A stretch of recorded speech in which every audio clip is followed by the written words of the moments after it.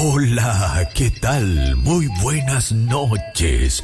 Un agrado volver a juntarnos en esta jornada de domingo.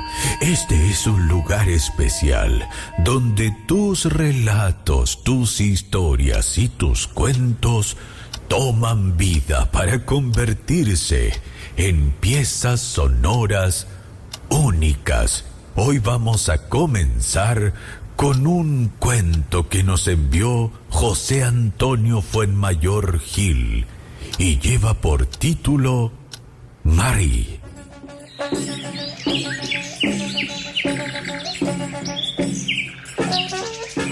En un lugar mágico, específicamente en la región del Maule, como semilla estaba plantado uno de esos pueblos donde las personas heredan la magia de la tierra y la pureza de los ancestros que provocaron su existencia. Será difícil para nuestros predecesores entender lo maravilloso que alberga un pueblito de estas características, en el cual sus dimensiones reducidas son rotas por las sensaciones que se producen en la percepción de una niña, inundada por ese mundo inocente, donde bajo un torrencial aguacero de sueños decide correr bajo una lluvia de pensamientos, cosechando en su carrera la verdadera libertad. Los indios mapuche guardaban reverencia hacia la tierra que les pertenecía en medio de una guerra feroz, primero contra los incas y posteriormente contra el Imperio Español.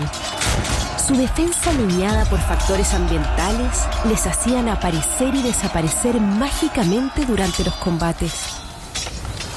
De esa magia nació el pueblo de Gualañé, donde Marie podía correr con sus piececitos desnudos hacia la ribera del río Mataquito para alegrarle con su existencia, mientras sentada en su playa ponía sus deseos sobre lo ancho de sus aguas. Es distinto el mundo de un niño al de los adultos.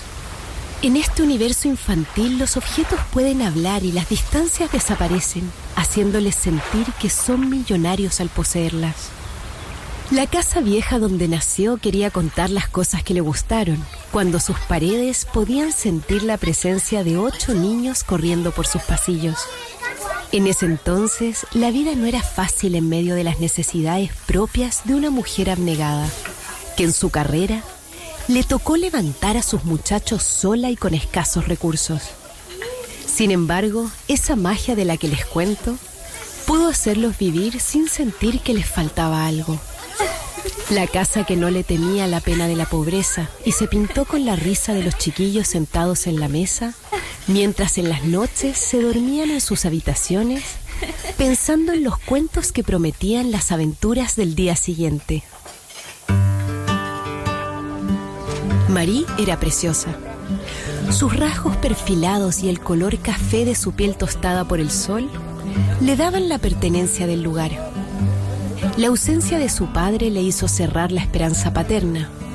Era el único lugar de su mundo que no le gustaba visitar y estaba dispuesta a correr lejos de él si fuese necesario. Aquel hombre estaba acostumbrado a pisar el pueblo, como si las personas fuesen frutos que podía arrancar para morder sin quererlas y marcharse sin mirar atrás. Las casas que guindaban de sus calles enramadas flotaban en existencia pasible, mientras el destino convertía a este hombre en el padre de Marie, sin que ella lo llegase a conocer. Su existencia latía en comentarios que no sabía dónde los había escuchado y tampoco sabía que los guardaba dentro de su corazón. Es posible que su madre, sin querer, se los hubiera transmitido mientras la amamantaba, cuando aún sentía las rajaduras de su abandono. ¿Quién sabe qué le habría ofrecido para poder tenerla?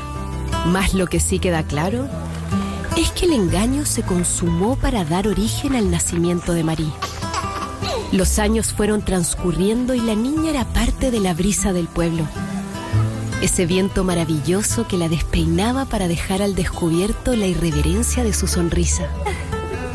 El cabello tocado por los tonos de la genética extranjera y esa elegancia que se desprendía de su andar hacían fácil predecir su estirpe.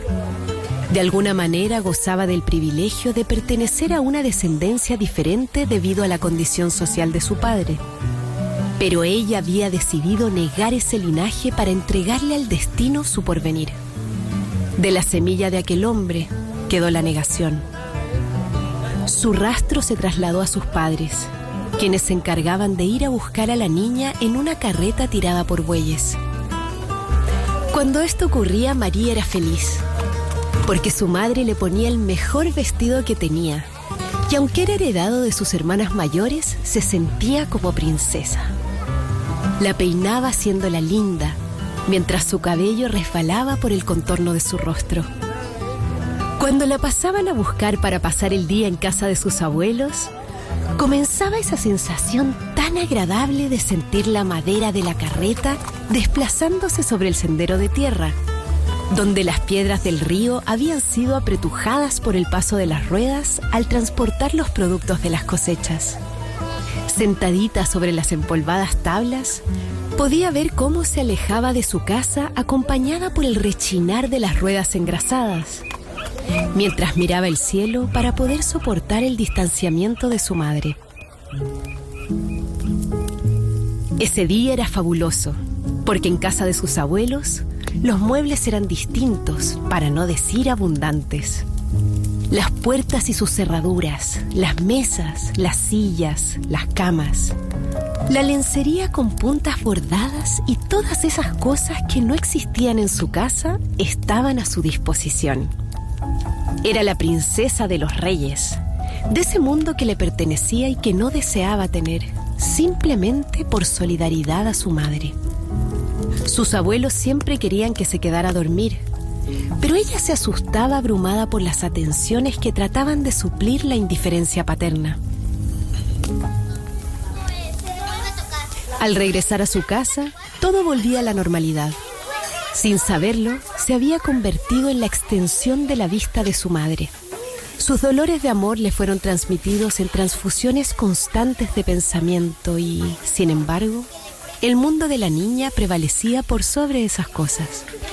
Cuando salía al patio a jugar, este se extendía por kilómetros. No existía un barandal que limitara la propiedad que en realidad le pertenecía. Entonces, ese espacio se alargaba hasta alcanzar las montañas y podía correr sobre él hasta lo más lejano de su libertad. Así era Marie, una indiecita ingenua habitando en el planeta niño, donde todas las cosas son bellas, donde las tortillas de tierra se fabrican en los sueños y la cocina improvisada nos permite entrar caminando con los dedos para colocar los productos en el marco de una ventana.